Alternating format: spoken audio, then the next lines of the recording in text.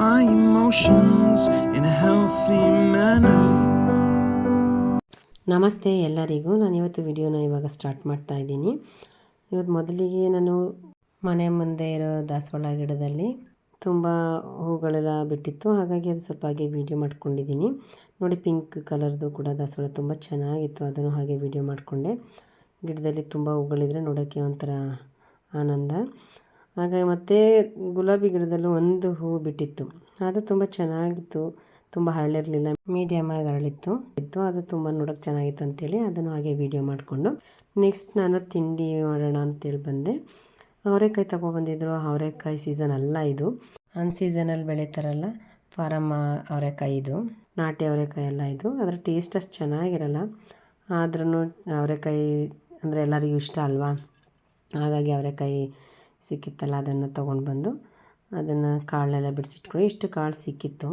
ಇದನ್ನೆಲ್ಲ ನಾನು ನೀಟಾಗಿಲ್ಲ ನೋಡಿ ತೊಳೆದು ಇಟ್ಕೊಂಡಿದ್ದೀನಿ. ಇದರಲ್ಲಿ ಯೂಸ್ ಮಾಡ್ಕೊಂಡು ಇವತ್ತು ನಾನು ಟೇಸ್ಟಿಯಾಗಿ ರೊಟ್ಟಿ ಚಪಾತಿಗೆ ಕಾಂಬಿನೇಷನ್ ಆಗಿರುವಂಥ ಒಂದು ಗ್ರೇವಿ ಮಾಡ್ತಾಯಿದ್ದೀನಿ. ನೀವು ಎಲ್ಲ ಸ್ಕಿಪ್ ಮಾಡಿದೆ ನೋಡಿ ವಿಡಿಯೋನ. ನಾನು ಮೊದಲಿಗೆ ಒಂದು ಕುಕ್ಕರ್ಗೆ ಸ್ವಲ್ಪ ಎಣ್ಣೆ ಹಾಕೋತಾ ಇದ್ದೀನಿ. ಎಣ್ಣೆ ಹಾಕ್ಕೊಂಡು ಒಂದೆರಡು ಈರುಳ್ಳಿನ ದಪ್ಪದಾಗಿ ಹಚ್ಚಿಟ್ಕೊಂಡಿದ್ದೀನಿ. ಚಿಕ್ಕದಾಗಿ ಸ್ಲೈಸಾಗಿ, ತುಂಬ ಸಣ್ಣದಾಗಿ ಹಚ್ಚಿಲ್ಲ, ಮೀಡಿಯಮ್ಮಾಗಿ ಹಚ್ಕೊಂಡು ನಾನು ಇದನ್ನು ಫಸ್ಟು ಎಣ್ಣೆಯಲ್ಲಿ ರೋಸ್ಟ್ ಮಾಡ್ಕೊತಾ ಇದ್ದೀನಿ. ಇದನ್ನು ಒಂದು ಬ್ರೌನ್ ಕಲರ್ ಬರೋರಿಗೆ ರೋಸ್ಟ್ ಮಾಡ್ಕೊಳ್ಳಿ.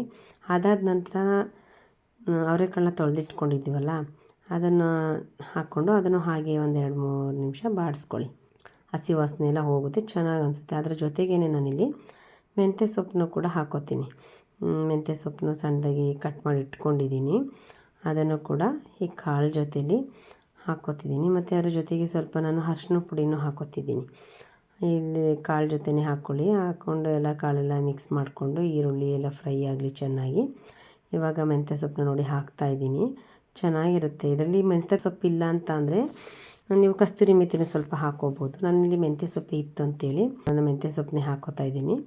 ಹಾಕ್ಕೊಂಡು ಇದನ್ನು ಹಾಗೆ ಒಂದು 2 ಸೆಕೆಂಡು ಬಾಡಿಸ್ಕೊಳ್ಳಿ. ಬಾಡಿಸ್ಕೊಂಡು ಆದಮೇಲೆ ನಾವು ಒಂದು ಮಸಾಲೆ ಹಾಕಬೇಕು, ಹಾಗಾಗಿ ನಾವು ಮಸಾಲೆ ರೆಡಿ ಮಾಡ್ಕೊಳ್ಳೋಣ. ಅದೊಂದು 2 ನಿಮಿಷ ಹಾಗೆ ಬಾಡ್ತಾ ಇರಲಿ. ನಾನಿಲ್ಲಿ ಮಸಾಲೆಗೆ ಈ ಸಾಮಗ್ರಿಗಳನ್ನ ಇಟ್ಟಿದ್ದೀನಿ. ಅದು ಇಷ್ಟು ತೊಗೊಂಡಿದ್ದೀನಿ. ಬೆಳ್ಳುಳ್ಳಿ, ಕೊತ್ತಂಬರಿ ಸೊಪ್ಪು, ಕಡಲೆ, 1 ಸ್ಪೂನ್ ಜೀರಿಗೆ, ಸ್ವಲ್ಪ ಕಾಯಿ, ಹಸಿಮೆಣಸಿನ್ಕಾಯಿ, ಒಂದು ಶುಂಠಿ, ಇದನ್ನಿಷ್ಟುಗಳನ್ನ ತೊಗೊಂಡು ಇದನ್ನು ನಾವು ಪೇಸ್ಟ್ ಮಾಡ್ಕೋಬೇಕು. ನಾನು ಹೆಚ್ಚು ಮಸಾಲೆ ಸಾಮಗ್ರಿಗಳನ್ನೇ ಯೂಸ್ ಮಾಡ್ತಾಯಿಲ್ಲ, ಸಿಂಪಲ್ಲಾಗಿ ಚಟ್ನಿಗೆ ಆಲ್ಮೋಸ್ಟ್ ಅಲ್ಲಿ ಚಟ್ನಿ ಅಕ್ಕಪಕ್ಕ ಬರುತ್ತೆ ಇದು. ಇದನ್ನು ಹಾಕ್ಕೊಂಡು ಪೇಸ್ಟ್ ಮಾಡ್ಕೊಳ್ಳಿ. ನಾನು ಚೆನ್ನಾಗಿ ಪೇಸ್ಟ್ ಮಾಡ್ಕೊಂಡಿದ್ದೀನಿ. ಪೇಸ್ಟ್ ಮಾಡ್ಕೊಂಡ ನಂತರ ಇಲ್ಲಿ ರೋಸ್ಟ್ ಮಾಡೋಕ್ಕೆ ಬಿಟ್ಟಿದ್ವಲ್ಲ ಅದ್ರ ಜೊತೆಲಿ ಹಾಕ್ಕೊಂಡು ಚೆನ್ನಾಗಿ ಹುರ್ಕೊಳ್ಳಿ. ಇಲ್ಲಿ ಬೇರೆ ಯಾವುದೇ ಖಾರದ ಪುಡಿನ ಕೂಡ ಯೂಸ್ ಮಾಡಲ್ಲ, ಹಾಗಾಗಿ ಮೆಣಸಿನ್ಕಾಯಿನೇ ನಿಮಗೆ ಖಾರಕ್ಕೆ ಎಷ್ಟು ಬೇಕೋ ನೋಡಿಕೊಂಡು ಹಾಕ್ಕೊಳ್ಳಿ. ಮೆಣಸಿನ್ಕಾಯಿ ಅಷ್ಟೇ ನಾನು ಯೂಸ್ ಮಾಡೋದು, ಬೇರೆ ಇನ್ನೇನು ಯೂಸ್ ಮಾಡಲ್ಲ, ಬೇರೆ ಯಾವ ಪೌಡ್ರನ್ನೂ ಕೂಡ ಹಾಕಲ್ಲ.